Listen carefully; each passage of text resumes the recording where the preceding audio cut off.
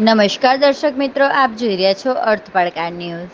તારીખ 22 સપ્ટેમ્બર 2024 રવિવારના રોજ જીપીવાયજી બાયડ ટીમ દ્વારા કૌશિકભાઈ પાંચાલના માર્ગદર્શન હેઠળ બાયડ બસ સ્ટેશન ખાતે વેદોક્ત વિધિ દ્વારા 10 બોરસલી અને 10 આસોપાલવ એમ કુલ 20 વૃક્ષોનું વૃક્ષારોપણ કરવામાં આવ્યું હતું. કાર્યક્રમમાં જીપીવાયજી બાયડ સંયોજક સ્નેહ પાંચાલ, વિજય પ્રજાપતિ, કૌશિક પાંચાલ, ગોવિંદ પટેલ, પ્રદીપ પટેલ, દીપક સોની, ગૌરાંગ રાવલ, લાલાભાઈ, ભાવિન, દક્ષ વગેરે કાર્યકર્તાઓ તથા ડેપો મેનેજર મેઘનાબેન, રાકેશભાઈ તેમજ કર્મચારીઓએ ઉત્સાહ સાથે સહયોગ આપ્યો હતો.